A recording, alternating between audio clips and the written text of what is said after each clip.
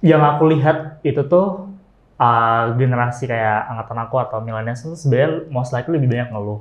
Semuanya dingeluhin. Entah ke Twitter, ke second akun, ke temen, ya intinya ngeluh lah Pak.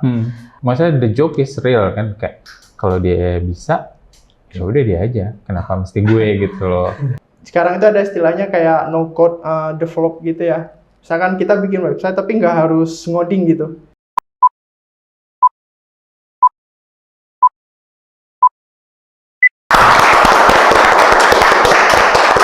Halo semuanya, oke, ketemu lagi di episode kali ini bersama saya, Flory.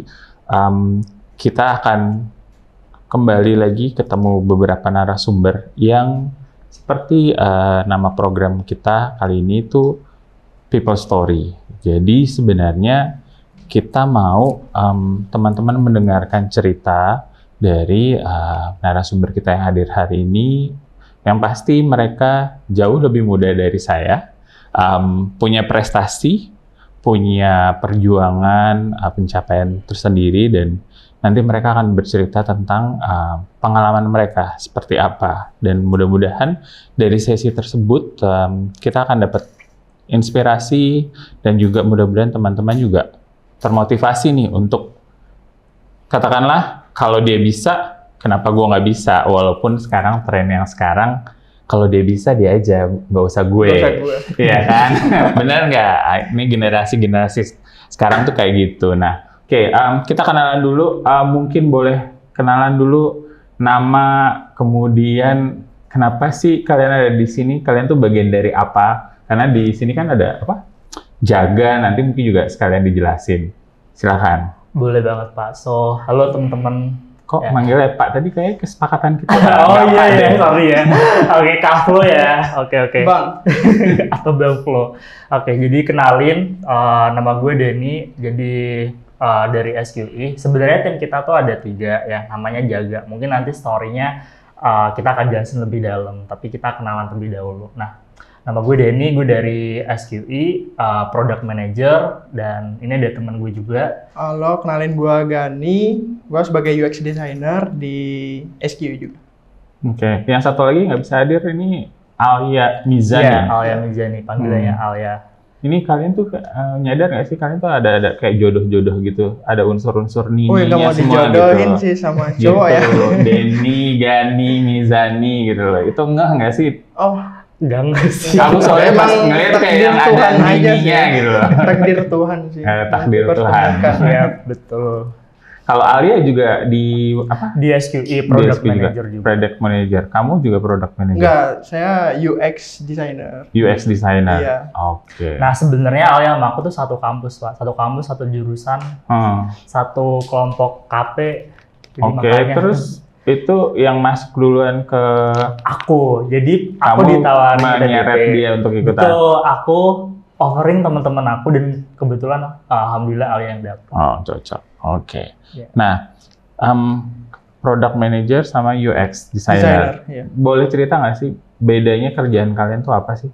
Oke, sebenarnya kalau product manager itu sesuai namanya ya, manager dari sebuah produk. Jadi gimana kita bikin sebuah produk tuh yang bagus. Nggak cuma dari sisi customer, tapi business value. Jadi kadang kan kayak misalnya kita mau bikin produk apa sih, e-commerce atau yang sekarang lagi tren ya, AI misalnya. Nah, tapi kita juga harus pikirin nih, customer kita tuh siapa, terus behavior mereka kayak gimana. Karena misalnya kita bikin produk untuk Gen Z atau milenial sama untuk yang seumuran saya beda. Ya. Atau yang lebih senior dari saya juga beda. Betul sekali. Karena kalau misal dari beberapa klien di SQI itu pasti kita tanya sih data umurannya, apakah mereka fleksibel misalnya diminta untuk verifikasi muka gitu. Kadang kan orang kurang familiar ya Kak. Mungkin kita kasih tambahan frame dan mana-mana. Nah, jadi kita harus mikirin gimana kita bikin sebuah produk bagus dari sisi requirement-nya, dan most likely di UI UX, jadi kerjaan kita juga hampir sering bareng UI UX sih.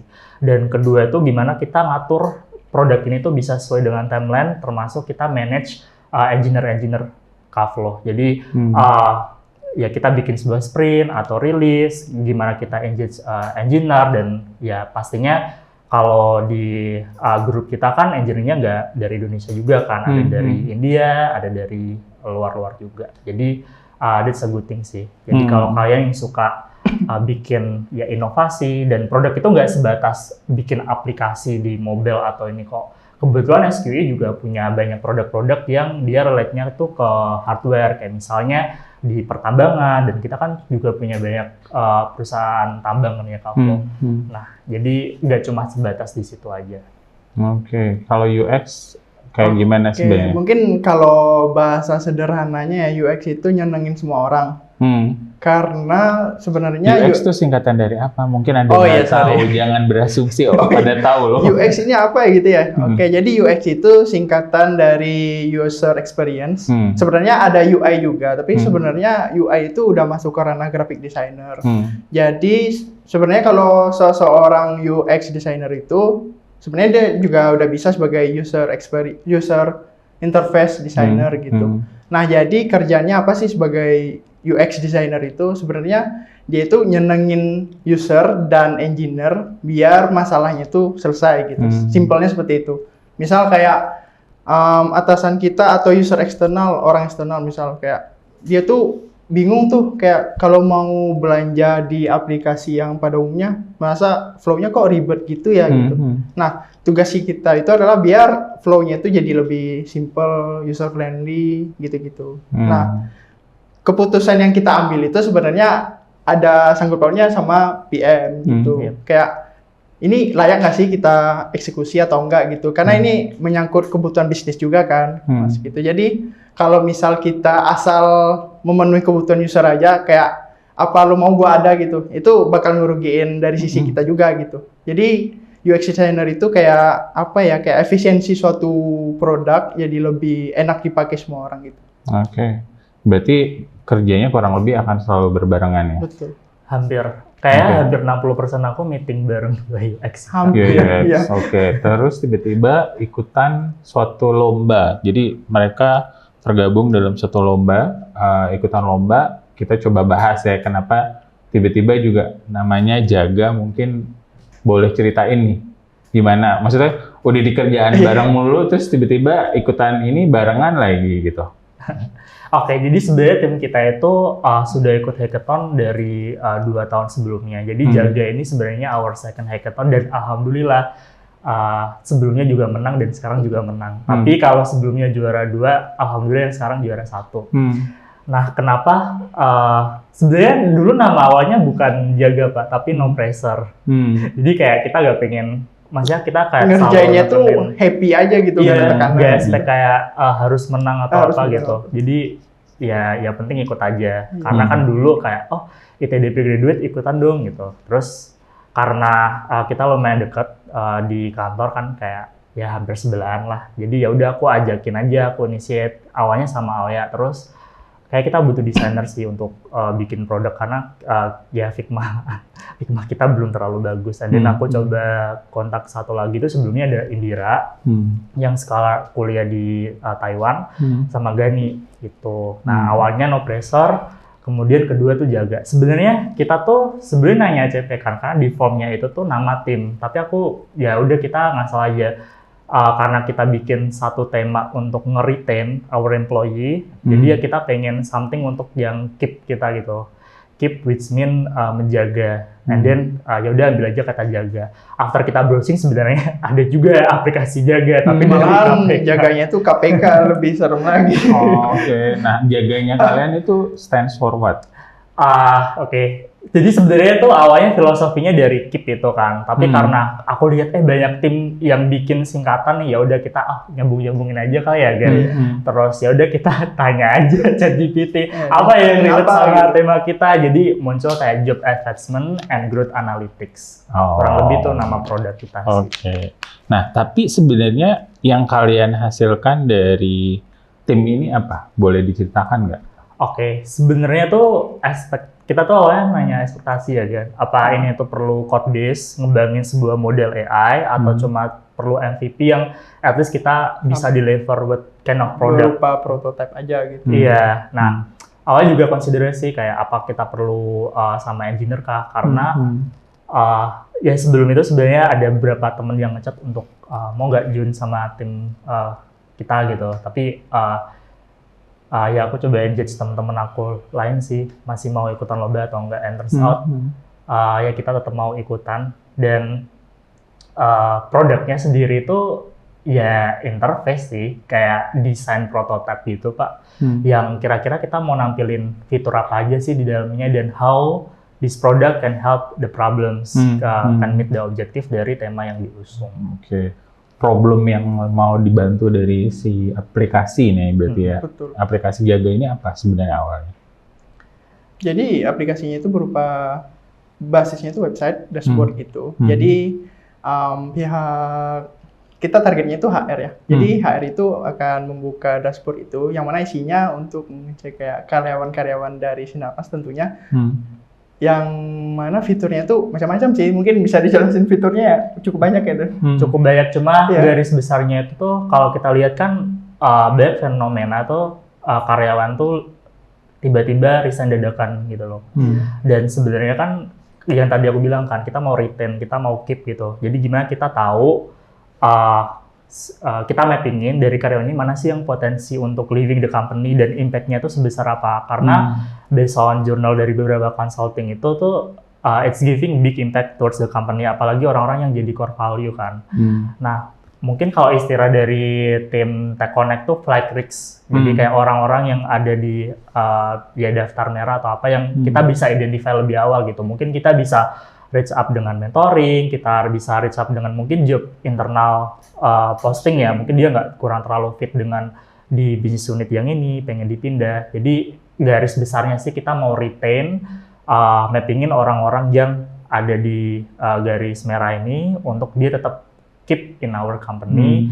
Dan mungkin yang akan berpotensi juga kita mau retain juga. Mungkin kita kasih training atau ya support di luar kerjaan lah gitu. Tapi ketika menjalankan ini, I'm curious because I'm HR kan, I'm part of HR. Apakah memang ketika kalian coba, walaupun misalnya mungkin baru prototype atau apapun itu, datanya apakah memang masih dalam bentuk dummy atau ngambil real data yang kemudian bisa mengindikasikan? Kalau misalnya udah merah tuh agak susah nih. Kalau misalnya orang sudah punya keinginan untuk leave, atau misalnya kita pakai ilustrasi pacaran lah. Kalau udah mau putus, udah nggak cocok. Udah nggak ada rasa gitu. Iya kan, udah nggak ada perasaan, mau dipaksa, mau dikasih apa kek, akan susah. Nah, apakah memang dari aplikasi ini ada itu kayak sebelum benar-benar udah merah, istilahnya kan itu udah di ujung, itu apakah memang akan ada notifikasi bahwa you have to be alert loh, ini mesti dijagain, karena kan tadi kamu nyebutnya merah. Nah, mungkin bisa dijelasin nih parameter-parameter. Mungkin saya bisa jawab sedikit, bisa ditambahkan sama Denny. Sebenarnya kan kita udah Jaga ini ada 4 status untuk karyawan sendiri. Statusnya apa aja lupa. Gue juga udah ya, status apa? Status hubungan? Ya, ibaratnya kayak dia tuh ada grade-nya gitu sih. Yang paling bawah itu kan merah gitu ya. Nah, jadi kita itu sebelum dia sampai ke merah itu, di kuning atau kuning kemudaan misalnya ya, itu kita udah antisipasi sih. Mitigasinya kayak biar dia tuh nggak sampai ke titik di bawah itu, kita usahain naik lagi ke hijau gitu, misal bahasa sederhana. Sebenarnya mappingannya itu kita basic on quadrant Pak, jadi kita silangin performance sama opportunity mereka leaving the company gitu. Jadi kita lihat, kita mappingin kan, ada mungkin yang emang dia top performer tapi dia mudah untuk leaving, atau top performer yang masih retain. Nah, masing-masing dari 4 kuadran itu punya action yang berbeda-beda. And ya sekarang kan lagi AI boom ya di mana-mana, dan tema hackathon kita juga AI. So that's why how AI helps di sini itu untuk kita ada projections dari text actionnya itu kita provide beberapa AI chatbot, terus notifikasi via email, how HR can aware better ya untuk lebih awal. And then kita giving clinic, atau mungkin dari feedback itu tuh ada juga sentimen analistik yang mereka suruh ngisi survei angka gitu dari form, and then baru tahu dari situ. Nah, sebenarnya pun ideas yang kita bring itu bukan produk model AI yang jadi ya, Kaflo.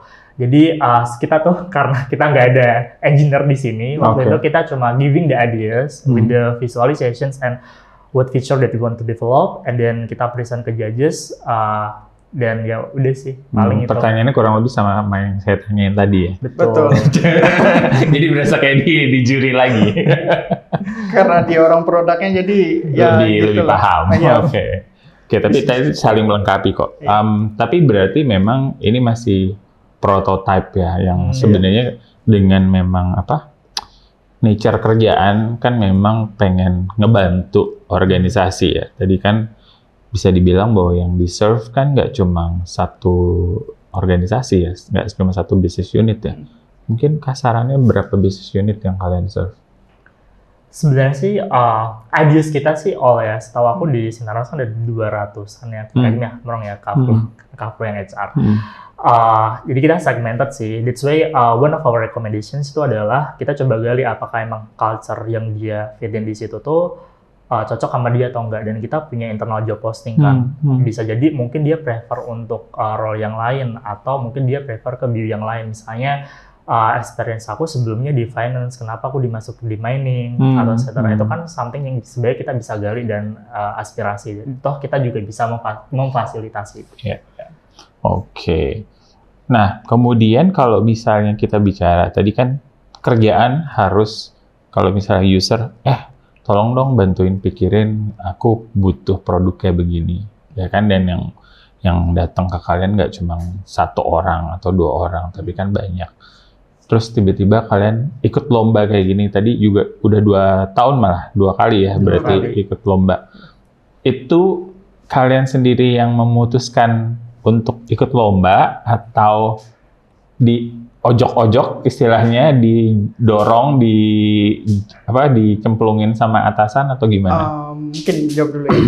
Karena ini sih, kalau dari gue pribadi sebenarnya kemarin kurang merasa puas aja sih, karena kita cuma dapat juara 2 ya. Oh, ambisius ya ternyata ya.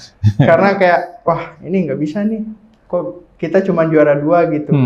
Apalagi juara 2 juga gak expect deh kan. Iya, tapi kan ibaratnya gitu loh. Betul, kayak kita pengen lebih lah gitu maksudnya. Apalagi baru juara 2 dan pengen juara 1 juga, kayak pengen tampil di depan dan nama Muhammad Al-Ghani dan lain-lain, itu juara 1 itu kan suatu kebanggaan juga sih gitu. Oke. Itu dari sisi dia, dari sisi kamu? Kebetulan kita sama-sama hack achiever sih. Jadi Kaflo sebenarnya itu kita tuh mau at least ikut aja, nggak harus menang gitu. Dan karena kita dikasih wadah atau platform, sebenarnya emang awal tuh kita ngejar hadiah di tahun pertama gitu. Tahun kedua tuh hadiahnya apa sih? Hadiahnya apa, Gan? Up to 100. Ada ini nih saldo dari Nano. Dari Nano. Ya. Oke. Terus tapi makin ke depan tuh kita lebih brings ke vision, exposure, kan kita ada peluang, nggak semua orang bisa presence ke orang-orang besar kan di judges. That's why kita mau coba berani untuk tampilin gitu. Dan waktu itu juga kita timbangin mau ikut tema yang mana yang kira-kira bisa potensial paling menang gitu dari 3 ini. Udah kita ambil, terus punya strategi, udah beneran dipikirin ya. Iya. Tapi ternyata tema itu yang paling banyak pesertanya. Tema kita kemarin karena nggak perlu ngoding. Iya, mungkin ya, atau ya nggak ada temanya lebih fleksibel sih. Jadi kita nggak expect ternyata itu yang paling banyak dari yang kita pikir harusnya itu paling sedikit, ternyata saingan yang paling banyak di tema itu.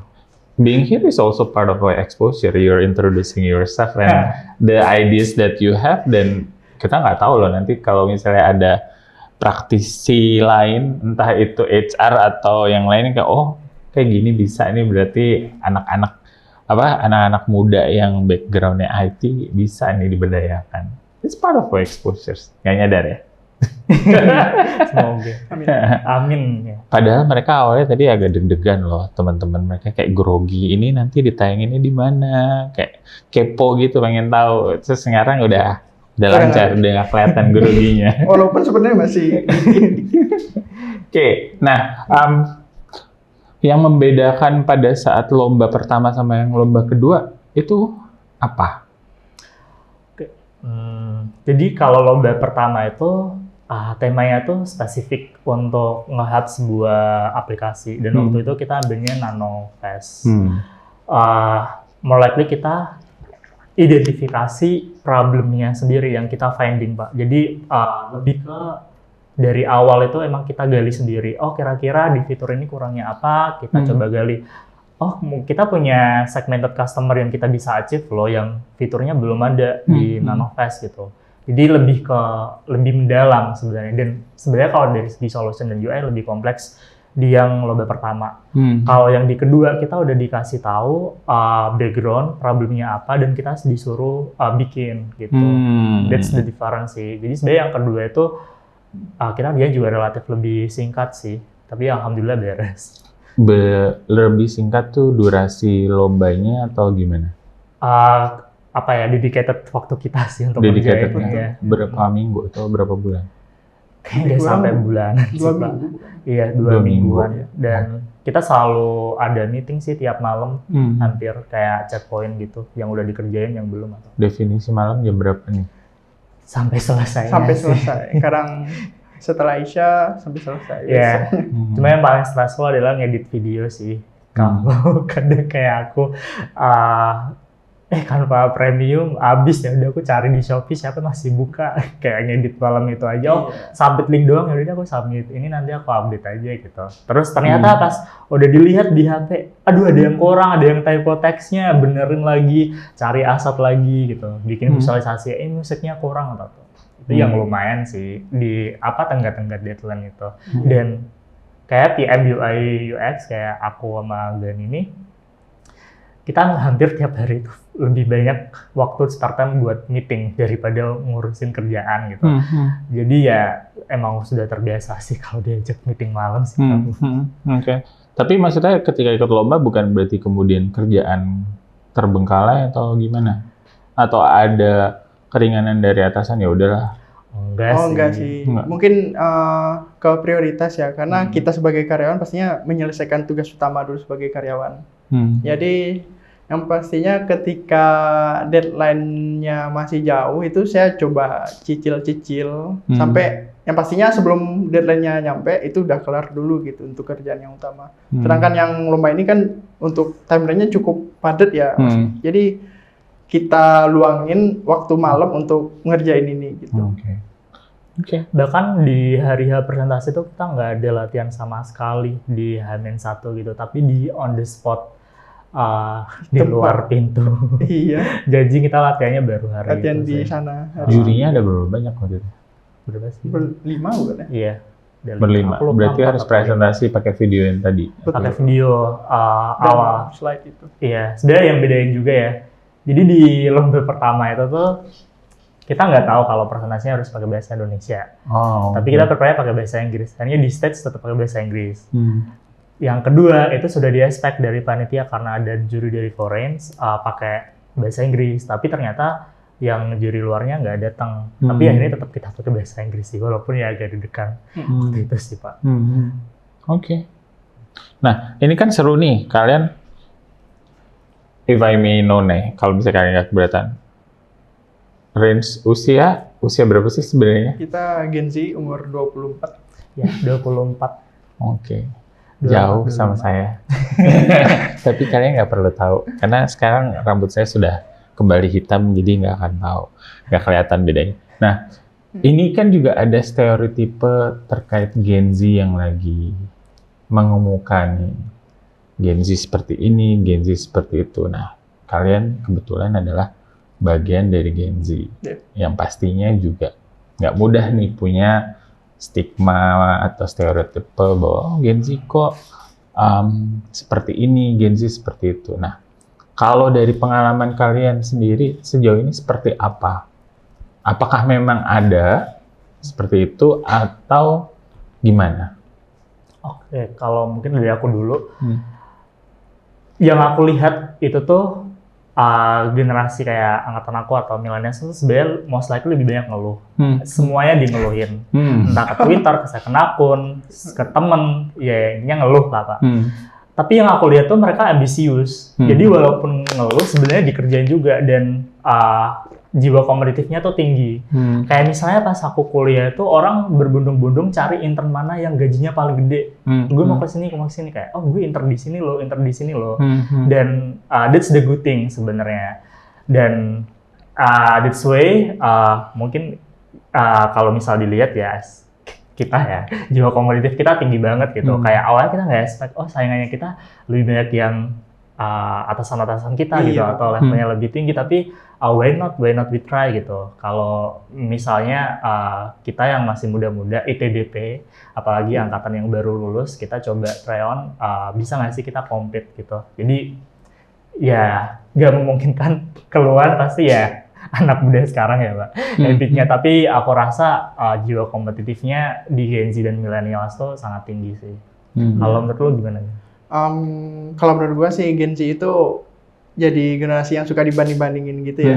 Kayak lihat tuh generasi di atas, lihat tuh generasi ini A, B gitu. Jadi sebenarnya generasi Z ini generasi yang kayak dia tuh hidup di zaman dia harus mencapai sesuatu, tapi apa ya, kayak yang sebelum-sebelumnya itu udah duluan gitu loh.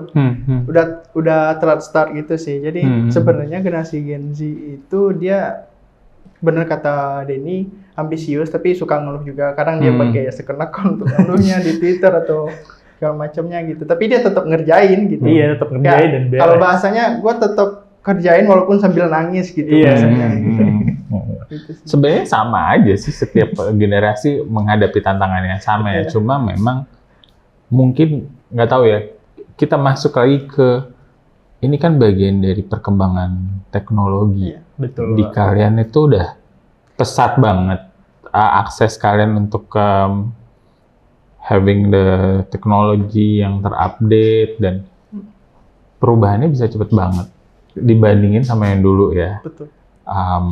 Pasti akan beda. Nah, kalian sendiri melihat nggak, menganalisa bahwa oh iya nih memang tipe-tipikal setiap generasi ini, karena kan kita fokus ke kalian sebagai part of the Gen Z, memang akan berbeda karena kalian akses internet udah lebih mudah, smartphone udah banyak, dari mau yang premium sampai yang paling murah juga ada kan, range-nya banyak banget. Generasi gue dulu ya, ini bakalan kelihatan nih kalau misalnya aku cerita bahwa dulu aja ke kampus yang punya laptop mungkin bisa dihitung pakai jari. Begitu generasi kalian kan, it's a necessity untuk punya laptop. Because you could work anywhere, ya kan, anytime as long as you are connected. By that principle aja itu udah beda. Nah, do you see that way atau gimana nih? Atau dari kalian sebagai Gen Z, kan ini dinamika yang seru nih, masalah generasi. But I would like to hear from point of view-nya Gen Z. Kalau menurut gue sih, gimana kita optimize all facility yang udah ada sih. Kaflo, kayak misalnya, kalau dulu mungkin orang I want to be famous, so I apply as a aktris atau aku harus ikut casting. Tapi sekarang udah ada TikTok, udah ada Instagram, that you can express yourself di semua orang, dan mungkin dari satu itu kayak you can be famous too, right? Kayak semua platform sebenarnya kalau kita manfaatin, optimize, itu bakal jadi potensi yang sangat besar karena kita udah disediakan dan tinggal cara kita berstrategi kayak kalian tadi bilang kan, kalau misalnya punya ambisi mau apa, don't say to blooming gitu. Kalau misalnya kayak why not we try, why not we show to others kalau kita punya kompetensi, kita punya hal-hal yang bisa kita tunjukin gitu. Jadi tergantung cara kita manfaatinnya juga sih. Walaupun mungkin most likely ya banyak juga ya efek-efek negatif ya. Cuma kita how we respond aja sih untuk yang lebih bijak atau kita bisa optimize the potentials. Mungkin ada sedikit perbedaan ya, kayak kalau generasi di atas kita itu kan teknologi belum se-universal sekarang gitu ya. Kalau gue lihat sih kalau generasi di atas kita tuh mungkin kalau mau nyari sesuatu atau informasi sesuatu lah, dia harus ke tempat ini, ke warnet misalnya, atau ke perpustakaan dulu gitu. Jadi jiwa rajinnya itu keluar sendiri gitu, kayak kalau gue malas gue nggak bakal seperti ini loh gitu. Beda sama generasi kita yang sekarang baru bangun aja kita udah tahu kalau berita di luar negeri itu seperti ini loh gitu. Baru bangun aja kita udah tahu gitu. Mungkin tantangan bagi generasi kita itu adalah melawan rasa malasnya itu sih. Kayak apa-apa itu gampang dicari gitu. Sebenarnya kalau yang gampang dicari itu kan kita nggak ada rasa challenging dalam diri kita ya. Jadi jadi kita itu nyari cara biar kita tuh tetap ter-challenging gitu sih, biar tetap gak achieve sesuatu dulu gitu, biar nggak malas lagi gitu. Tapi kan kalian berdua nih, kalau aku perhatiin tadi ambisius, terus berstrategi. Nah, itu mungkin bisa cerita ke teman-teman, gimana kalian menumbuhkan jiwa ambisius, kompetitif tadi. Sementara ada teman-teman juga yang sebenarnya kayak merasa bahwa ya, maksudnya the joke is real kan, kayak kalau dia bisa, ya udah dia aja, kenapa mesti gue gitu loh. Kalau kalian kan kayak yang ya kayak pengen membuktikan sesuatu lah, kayak pengen mencapai sesuatu. Nah, mungkin boleh cerita biar teman-teman juga bisa ngelihat gitu loh, bahwa oh iya, ini maksudnya it has to come from myself gitu loh, nggak harus mau orang bandingin ya, people will talk about us anyway gitu loh. Mau let's say aku antara irisan Gen X milenial atau Gen Y, pasti juga akan ada boomers yang ngebandingin gitu. Tapi as you're part of a Gen Z, mungkin bisa share ke teman-teman biar. Oke, mungkin dari gue sendiri ya. Gue tuh dari Padang, Mas Flo. Jadi gue itu dari kampung. Kotanya atau masih berapa jam lagi dari Padang? Bahkan untuk mencari aspal itu harus menempuh 1 kilo dulu gitu. Jadi untuk nyampe di sini tuh mungkin dari gue pribadi lumayan banyak ya perjuangannya, bukan untuk membanggakan diri, tapi emang seperti itulah aslinya gitu. Jadi ketika gue merasa malas gitu, jadi gue ingat lagi kayak gue udah sampai di sini loh gitu. Gue dari kampung kuliah sampai IPB Bogor, kan kerja di Sinarmas, itu kesempatan yang nggak bisa gue lewatin gitu. Gue nggak boleh malas-malasan, gue harus sampai di titik yang gue pengen banget gitu. Jadi balik lagi sih, kayak apa alasan lu sampai di titik ini gitu. Kadang ada orang yang sampai yang malas-malasan mungkin karena dia merasa dari dulu nggak ada rasa perjuangan atau apanya gitu. Mungkin background orang itu beda-beda ya. Tapi kalau dari pendapat gue pribadi,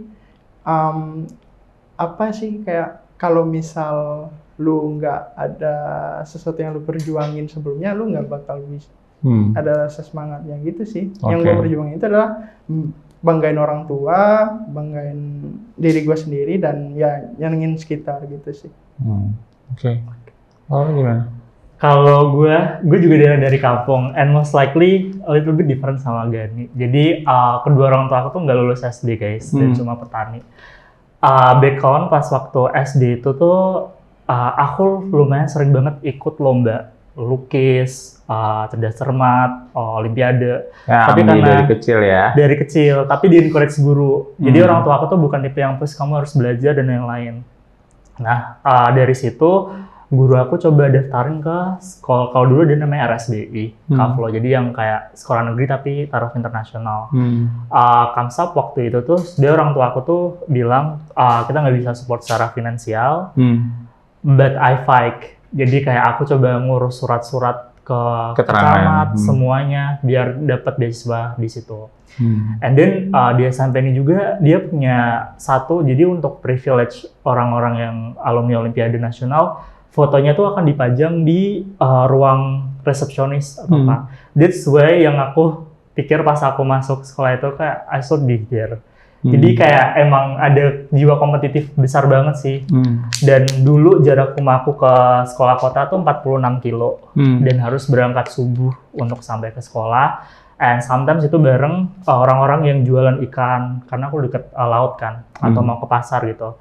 Jadi dari kecil SMP, which is sekitar umur 12-13 tahun, aku udah lumayan mandiri sih untuk berangkat sejauh itu PP ya, karena dulu ngekos lumayan tight juga untuk biaya kan Kak. Dari situ, dari SMP itu karena kita ada fasilitas bilingual, terus materi pembelajaran dan akses yang berhubungan tentang lomba itu difasilitasi gitu. Kamu mau ikut lomba lukis, ikut lomba olimpiade, karya ilmiah. Jadi emang dari situ tuh kompetitif, dan dulu orang tua aku nggak bisa beliin HP atau laptop. That's why dari lomba-lomba itu aku fight untuk bisa punya laptop atau bisa punya HP. Terus dari situ juga ya alhamdulillah karena olimpiade dapat undangan ke ITB and dapat fakultasnya juga passing grade 1 waktu itu di STI ITB. Jadi fight-nya berasa banget sih dan dari dua orang tua. Dari situ sih banyak story sih kalau misal diingat sekarang. Jadi aku rasa mungkin kita dilahirkan dengan kondisi yang berbeda-beda. Gimana kita mau ada keinginan itu dan gimana kita push gitu. Maksudnya aku sendiri nggak merendahkan misal teman-teman main aku pas kecil ya. Mungkin dia yang udah nikah atau udah punya anak atau lanjutin bertani, but sebenarnya yang bisa milih tuh diri kita. Jadi ya kalau misal kita punya mimpi, ya kejar aja. Sebenarnya jalannya tuh banyak banget gitu. Dulu orang selalu bilang kalau kamu mau masuk SMP itu kamu harus punya laptop loh, bayarnya sekian loh. Tapi ya alhamdulillah bisa achieve aja, jadi jangan nggak usah takut sih. Jadi jiwa berjuangnya, walaupun misalnya kondisinya beda, udah ada dari kalian. Dan makanya kayaknya karena ini kayak dipertemukan tanpa sengaja, sekarang satu tim. Dramatis. Biasanya frekuensinya sama, makanya nyambung. Nah, terkait kerjaan. Untuk kalian ngadepin orang-orang yang punya stigma atau stereotipe Gen Z, atau pasti kan kamu kan product manager, kamu UX designer. Gimana kalian menempatkan diri atau menyesuaikan diri dengan klien-klien kalian yang pastinya beda-beda, needs-nya pasti beda. Betul. Cara ngomongnya tadi juga kamu beda. Ya, kamu juga menerjemahkan yang disampaikan sama product manager kan juga harus sinkron nih, untuk dia timeline-nya juga harus pas. Mungkin bisa share nggak dari sisi kalian? Sebenarnya untuk menghadapi itu lebih ke gimana kita bisa negosiasi sih. This is what I learned a lot selama aku kerja di Sinarmas. Ketemu ketemu klien dari berbagai business unit, karakter business unit itu beda-beda, produknya mereka beda-beda, cara kerjanya mereka beda-beda. Jadi tergantung kita adaptasi. Misalnya klien A minta dibikinin dokumen A, B, C, D, ya udah kita coba bikin aja. Mana yang kita perlu improve ya tinggal kita tunggu feedbacknya. Klien B mungkin dia lebih fleksibel gitu, tapi ya kita coba engage-nya itu lebih kesesuaikan masing-masing fleksibelnya itu seperti apa. Kalau misalnya orangnya terlalu cuek ya kita coba sering ajak meeting, komunikasi, kita gali potensial data yang kita mau improve dari produk tersebut. Jadi menyesuaikan sih flow untuk masing-masing karakter klien. Kalau misalnya untuk tadi yang gimana kita handle stereotype, sebenarnya tuh one thing yang aku learn itu kita nggak bisa ngubah cara orang berkomentar ke kita. I mean how they comments to our actions, other things, but lebih ke how kita merespon mereka. Jadi sebenarnya kayak critics atau mungkin hal-hal lain yang ya kayak kerjaan lo jelek banget atau apa, ya tergantung cara kita ngerespon kan. Kalau emang karakternya kayak gitu, ya gimana kita respon sampai kerjaan itu bisa jadi lebih enak gitu. Dan ya we grow a lot selama di TDP dan di SQI ya kalau aku pribadi. Mungkin kalau dari gua sih bener kata Denny, kayak kita nggak bisa ngendaliin apa respon orang dari kerjaan kita ya. Yang pastinya ketika orang mengkritik kita bakal terima, kayak kita berkaca lah, emang apa sih yang bikin hasil kerjaan kita itu jelek atau gimana gitu. Kita berusaha perbaikin gitu. Tapi yang pasti dari sisi gue pribadi terus improve ya, kayak apa sih yang skill-skill yang masih yang up to date sekarang gitu, menyesuaikan juga gitu sih. Oke.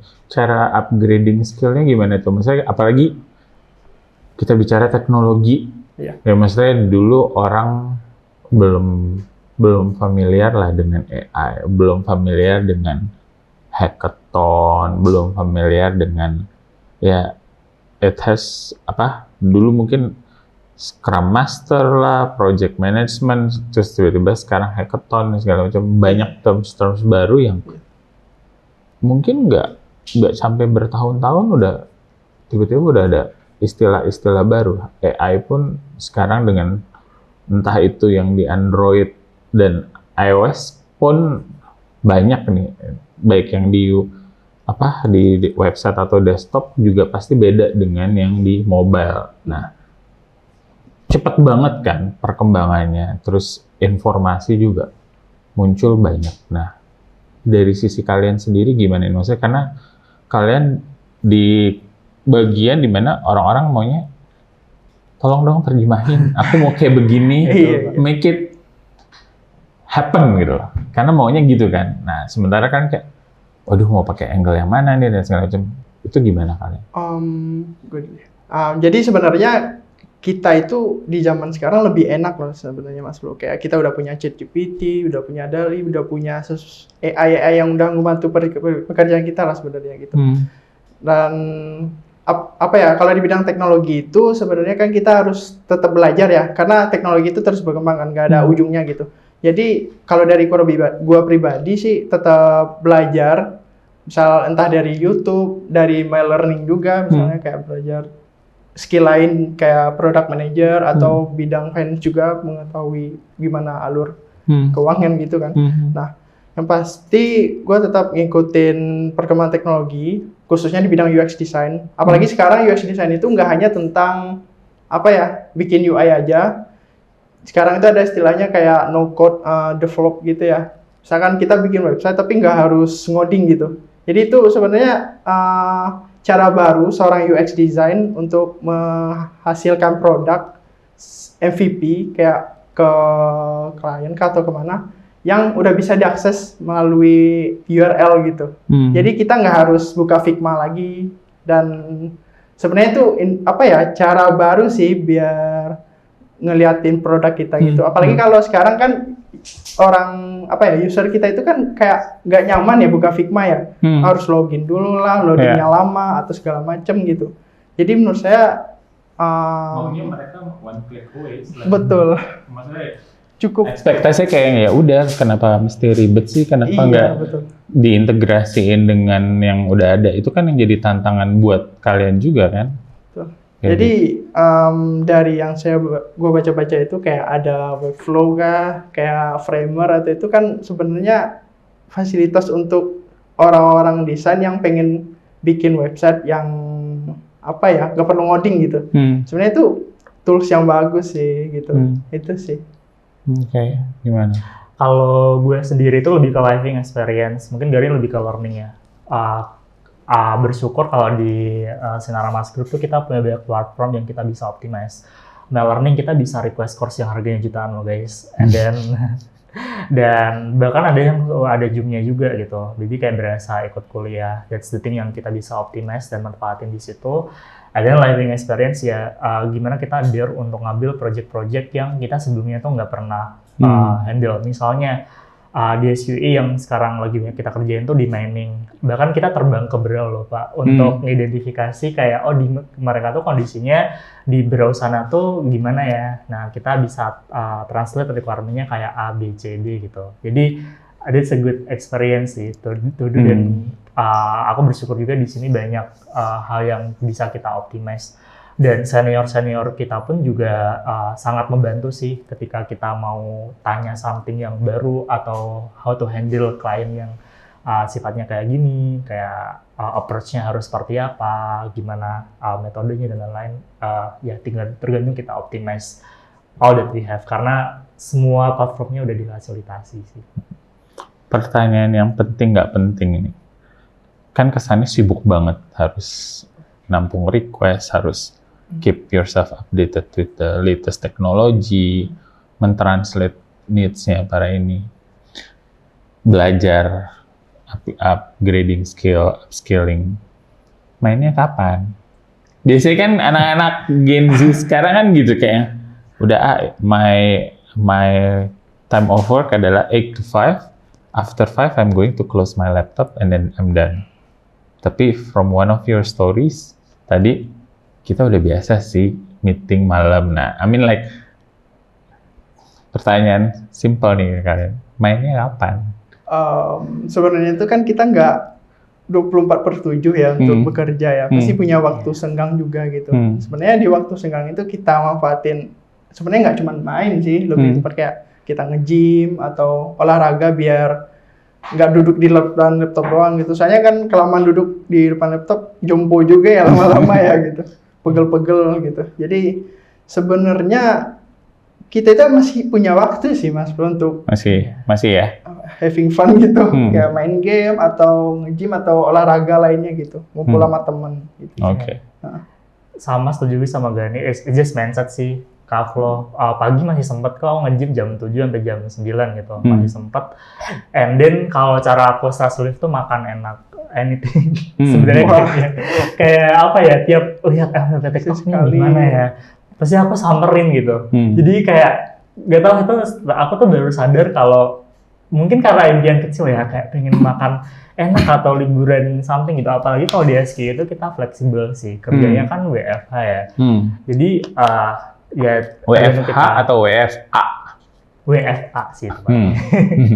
Nah, jadi kita bisa optimize itu sih, dan menurut aku nggak tiap hari kita ada meet malam, cuma kayak misalnya ada deployment atau ada isu yang harus di-solve malam itu juga gitu. Tapi ya balik lagi sih, menurut aku dengan fleksibilitas di business unit kita masih banyak waktu untuk kegiatan di luar itu. Jadi tetap bisa balancing ya, maksudnya nggak kemudian kan kesannya tadi kok Gani sama Denny kerja mulu ya, terus kayak ambi banget nih, kayak yang ngerjain project, ngerjain kerjaan juga sih. Nah, ini maksudnya buat teman-teman, mumpung ketemu, saya juga jadi tahu nih, karena kalau misalnya nanti dapat anak Gen Z kan jadi tahu nih sebenarnya prosesnya kayak gimana. Cuma memang bener lagi sih, balik ke masing-masing ya untuk mindset kita itu gimana sih? Mengoptimalkan kesempatan. Tadi kalian juga bilang bahwa ini udah ada kesempatan, bisa ikut ini, bisa ikut itu, aksesnya juga udah dikasih, tinggal gimana memanfaatkan. Nah, nggak berasa kita udah sejam. Jadi kadang-kadang kalau ngobrol kayak begini itu kan seru ya, maksudnya nggak berasa kayak ternyata tiba-tiba kita bahas ini. Nah, di penghujung sesi nih mungkin ada pesan-pesan singkat, karena kan tadi aku udah ngelihat nih bahwa Dede Gen Z ini ambi, kompetitif, punya strategi, bisa balancing sebenarnya, nggak cuma kerja doang, tapi kayak kalau mereka punya hobi, mereka olahraga, makan enak, menyesuaikan diri sama user-user yang pastinya juga beragam, ikut hackathon dan segala macem, plus mereka ada background ya yang memang kemudian membuat mereka mensyukuri bahwa I have reached this far and then I need to maintain, kalau bisa bahkan lebih baik lagi. Kayak gitu. Nah, mungkin your last message before we close the session apa kira-kira? Siapa yang mau duluan, terserah. Oke. Kalau message dari aku tuh sebenarnya baca peluang yang saat ini ada dan optimis untuk ambil peluang itu gitu. Jangan pernah ragu atau takut, karena sebenarnya kalau kita initiate, at least kita nyoba aja atau ternyata udah sangat bagus kok. Kalau resultnya itu gimana nantinya, it's okay, itu bisa jadi pembelajaran, mau pass or not pass. Tapi dare to act itu yang paling penting di sini. Kedua tuh manfaatkan semua hal yang udah ada di depan kalian. Mungkin kalian lebih punya fasilitas yang lebih bagus, dari kecil udah terfasilitas lebih bagus. Jadi manfaatin dan keep going untuk ambil semua peluang yang ada, fasilitas itu, dan improve diri kalian sih. Dan jangan pernah takut ya. Karena ya kita bisa buktiin sebelumnya, awalnya emang ragu, tapi kita coba engage bareng-bareng, kita coba dare to compete, kita ambisi. Terlalu ambisi juga nggak bagus, tapi just balance yourself aja. Cuma pesan aku balik tadi lagi sih, manfaatkan semua peluang yang ada dan dare to act. Oke, kalau dari gua sih ya coba aja, karena kita nggak tahu hasilnya kalau nggak pernah nyoba ya. Terus ini kalimat singkat aja sih, kayak be yourself, never surrender. Oke. Jadi intinya baca peluang, jangan takut, jadi diri sendiri, terus tetap usaha terus. Dan maksudnya dari mereka berdua kita juga tahu ya, mereka tetap selalu berusaha untuk lebih baik lagi. Ya memang mereka mengakui mereka sendiri ambi, walaupun nggak terlalu ambi katanya, tapi ya kelihatan lah ambi. Kalau nggak Abi nggak ikut podcastnya Kak Flo. Oke. Dari Bandung. Dari Bandung. Ini deklarasi dari diri sendiri ya, bukan saya yang nyuruh ya. Oke, so Denny sama Gani, thank you banget udah mau hadir kali ini. Nggak berasa sejam kita ngobrol. Thank you, aku juga jadi belajar. Mudah-mudahan kalian juga belajar. Dan semoga dari sesi kali ini teman-teman yang nanti nonton episode kali ini tuh entah mereka mau nonton dari manapun, jam berapapun, kapanpun, atau sambil dengerin bisa dapat masukan, bisa termotivasi juga. Oh, kalau Gani sama Denny bisa, kenapa gue nggak bisa? Dan bukan mengikuti bahwa ya kalau Gani sama Denny bisa, biarin Gani sama Denny aja, kayak gitu. Itu tuh mindsetnya sekarang yang perlu diingatkan untuk ya, if you're not going to do it, you're going to be left behind gitu loh. People will not pamper you atau cater for you all the time juga kan, kayak gitu. Oke, Gani, Denny, thank you banget waktunya. Thank you juga ya Mas Buda. So let's say bye to the audience and see you next time, guys. Thank you. Bye-bye.